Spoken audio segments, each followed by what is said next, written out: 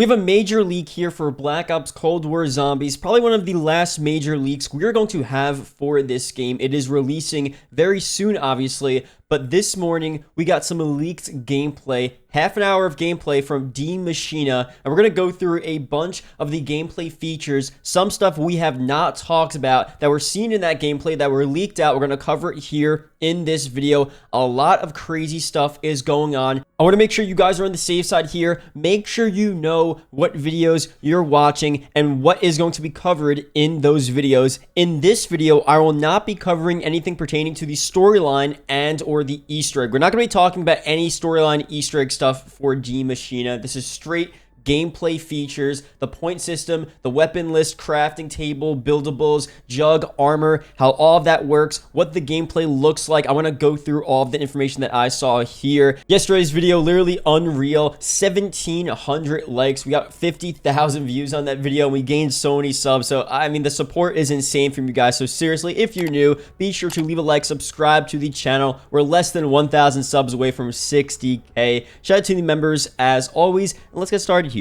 Before we go through a bunch of the gameplay features, we have to talk about the whole Easter egg ending cutscene situation. So again, I'm not spoiling it because a lot of people on Twitter were saying that it has been leaked out. No one has completed it, but apparently people were saying the video file was found in the code of Black Ops Cold War, the early copies that people were able to get. But a lot of people are now saying that that is not the case, and it is virtually impossible for this Easter egg ending cutscene, or pretty much any cutscene found with the zombies, to be leaked out.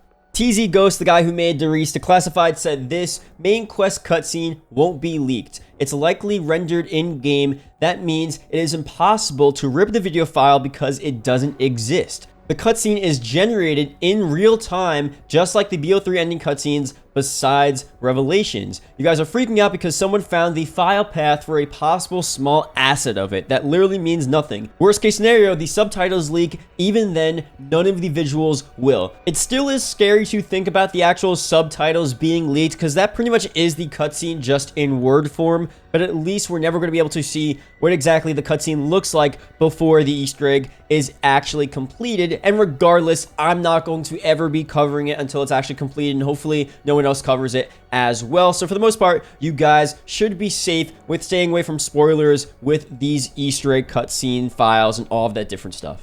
Now let's talk about the gameplay here for Maschine and go through a bunch of these leaked features that we have not talked about yet. There's a lot of new stuff here. I'm going to go through my first impressions of the Maschine gameplay as well. There's a lot of different stuff to cover here. Naticos made a compilation post on Reddit of all of the stuff from the leaked gameplay, so I'll leave a link to that down in the description below.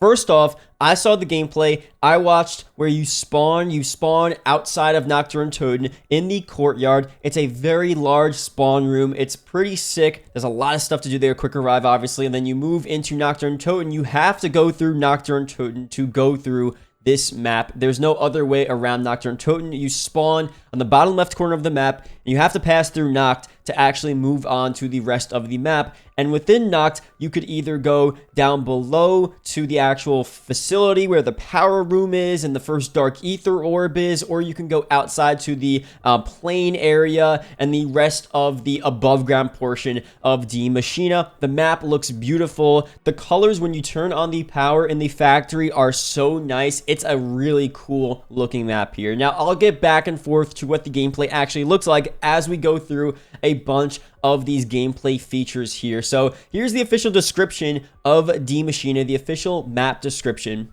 Dimensional doors are opening around the world. Humanity is threatened by a horde of living dead. A new danger that emerged from the shadows arose from the Cold War. Search the abandoned Nazi compound behind this evil. The first thing here, the point system and other information about that. So points are now called essence, and with this whole new point system, you earn 115 essence from either getting a headshot or a melee attack. For a normal kill or a C4 explosion, you get 90 essence. For a nuke power-up, you get 400 essence, so kind of similar there, 2 points. And then all perks cost 2,000 500 essence. And it's actually very interesting there. I'm trying to figure out why they decided to make all of the perks the same cost. I mean, obviously, certain perks have certain advantages and disadvantages to each other, and I think they just made the perk system in a certain way so that the effects you're getting from Jug are kind of equal to the effects you're getting from Speed Cola, and they're both worth 2,500 essence, and they just give you different abilities, but both of their worth are both set at 2,500 essence, if that makes any sense. And obviously you could use Ethereum crystals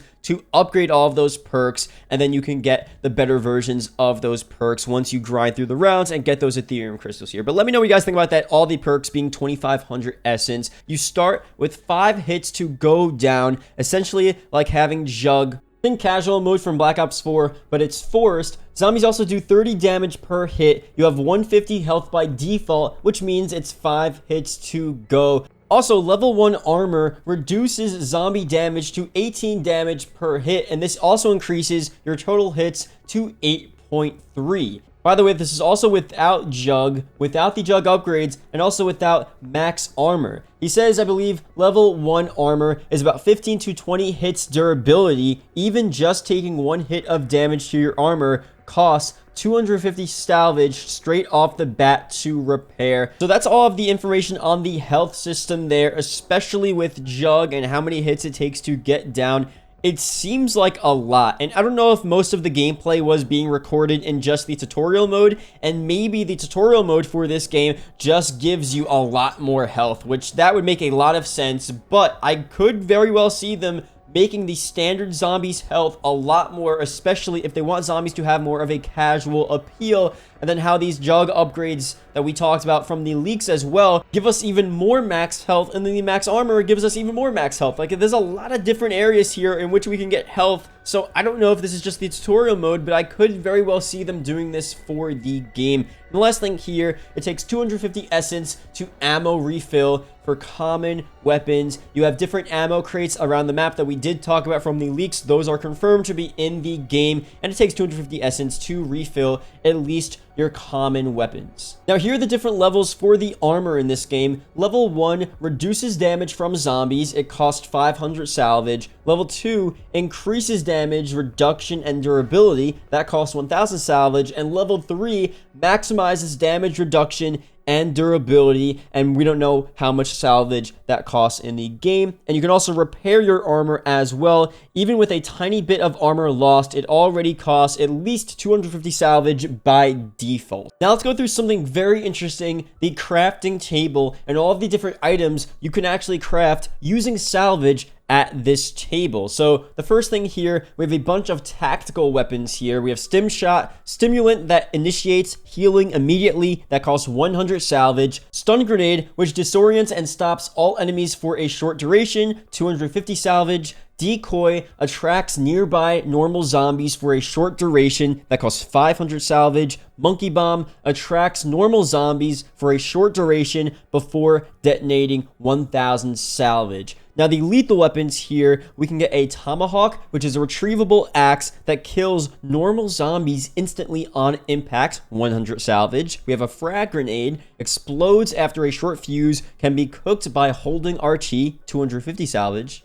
Semtex, grenade that sticks to surfaces before detonating, 500 salvage. Molotov, explodes on impact, spreading flames over a small area, 500 salvage. C4, high explosive charge, detonate by double tapping square, 500 salvage. Now some support weapons here. Combat Bow, arrows burn targets and the surrounding area, 50 salvage. Sentry Turret, deploy a deadly automated turret that targets all enemies, 100 salvage. War Machine, high explosive grenade launcher, 100 salvage. Self-revive, use while downed to revive yourself, and we don't know how much salvage that is. And then finally, Chopper Gunner, be the gunner in a close air support helicopter, 250 salvage.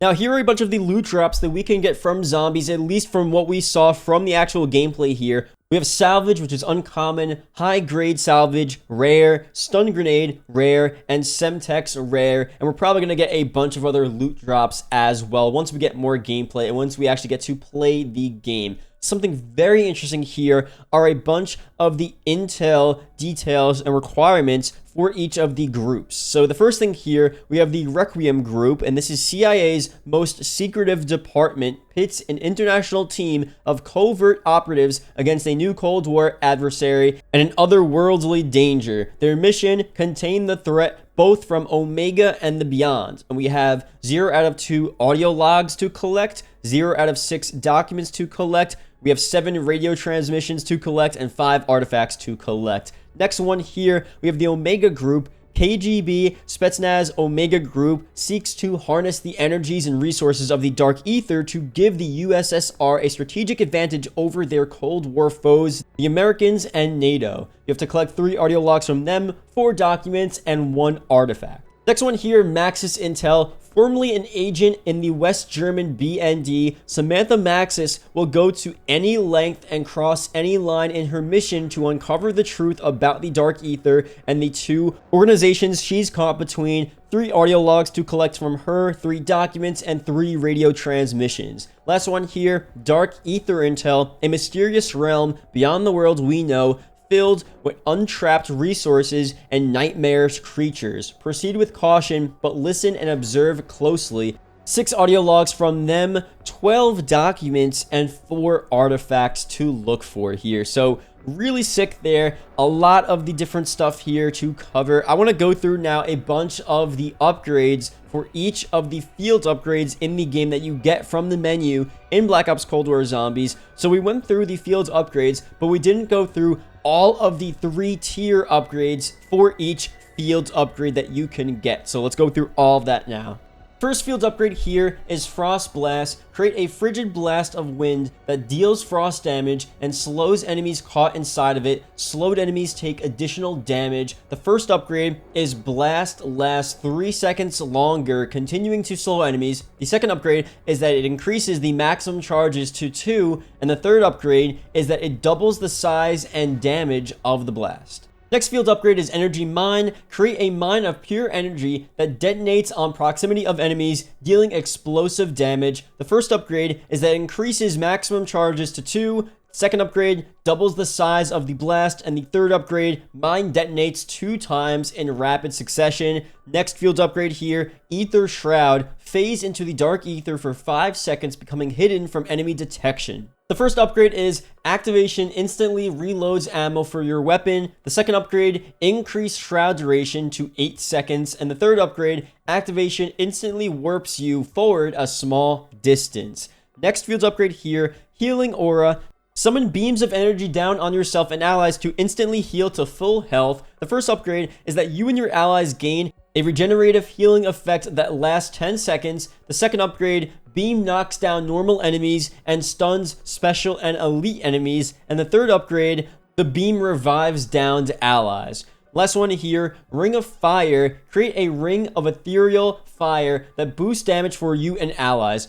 Normal enemies who enter gain a burning effect that deals fire damage, lasts for 15 seconds. The first upgrade here, double burn effect damage. Second upgrade, ring blocks enemy projectiles. And the third upgrade, while in the ring, ammo is taken from your stock instead of your magazine. We also have a bunch of the weapons here from Black Ops Cold War Zombies, but these are pretty much a bunch of the multiplayer weapons. So if you want to check those out, I'll just leave a link down again to the Reddit post. You guys can check them out there. But there are no other special weapons that are leaked on this list. We kind of do know about the wonder weapon here, the jet gun, the DIE. It has 4 different variants, but we'll learn more about the full extent of the wonder weapons probably once we actually get to play this game in a couple of days. Now let's talk generally about a bunch of the changes, the gameplay that leaked out, and people's first impressions, because this is definitely a very interesting situation here. I think for one, the main thing that people might struggle with a little bit, and it's not that big of a deal, but it's the HUD. Low-key, the HUD kind of looks good. At first, I saw it, and I was like, you know what? This looks way too simple. If you guys have seen the leaked gameplay, you know what I'm talking about. It's very similar to multiplayer. That HUD that leaked out from the Zombies leaked screenshot back in August, that kind of is the same HUD, but it is very minimalistic. it does make it so you're pretty much enjoying most of the actual map you're playing in, and the HUD plays a very minor role into what you're doing, and I kind of prefer that. I prefer a minimalistic HUD as opposed to a HUD where it's taking up so much space on the screen. There's so many different options, so many different things you're looking at. It's like Black Ops 4. Black Ops 4 had too much going on. It wasn't crazy. It wasn't the biggest HUD ever. Like, there are HUDs in other games that are just way too crazy, but the Black Ops 4 HUD for zombies, a bit too much. This one here, almost the complete opposite. Everything is scaled down. It looks really, really cool. And like I said again, it lets us enjoy the map a lot more. And I'm pretty sure a lot of this stuff, like the minimap, you can disable in the settings. We also have gameplay here of the health bars on the zombies and the zombie names. I could say for sure I am turning off the health bars. I am turning off the zombie names. It doesn't look too good. It's not too appealing. Like, it's not bad, but it definitely gets rid of the vibe a little bit. I like the new sort of point system here where the essence pops up on screen in a slightly different way than it does in past games. I kind of like that vibe, so I definitely like how the points come up here. They also have different things where you kill the zombies and it says zombie critical kill for each of the zombies here, and it tells you if you're getting a headshot by, literally telling you, zombie headshot, zombie critical kill, zombie melee kill. And I assume you could also turn that off as well, but I kind of like that vibe. It gives you more of like a grindy feel to the game where it kind of rewards you more for killing these zombies and gaining points in some sort of weird brain trick type of way. But maybe, there's options to disable all of that, and maybe some people aren't just going to want that. They're going to want the old zombies vibe where it's just the points popping up, and that's that. A feature I also found really cool is something we knew about, but once I'm actually seeing it, in person, watching the gameplay, it looks so sick. In certain areas of the map, when the power is not on, you have the flashlight and you walk around and it's super dark, and this is such a cool vibe, man. This is such a cool aspect to the map. And when you first go underground and you have this flashlight dark room area, there's a really sick soundtrack that plays, and it's so scary. It's so cool, man. So I like what they did there. And obviously, once you turn the power on, the whole power room lights up with this crazy dark ether purple. It's just such a cool vibe. So obviously, if you guys want to wait for the launch or you want to play it for yourself, you're going to see, man, it looks insane. But that's pretty much it here for this video. Thank you guys for watching. Hope you guys did enjoy. Leave a comment below zombie if you watched the whole video. It's greatly appreciated. Can't wait to play this game, man. It's so insane. Hope you guys are excited like me. And yeah, I just can't wait, man. So thank you guys for watching. Hope you guys did enjoy. I appreciate the support on the videos recently. We've been literally blowing up. I mean, it's been insane. So hopefully Cold War is a good game for us and for my channel. And I'm going to keep on bringing you guys content, and hopefully you guys do enjoy. So that's pretty much it. I'll see you guys later. Goodbye.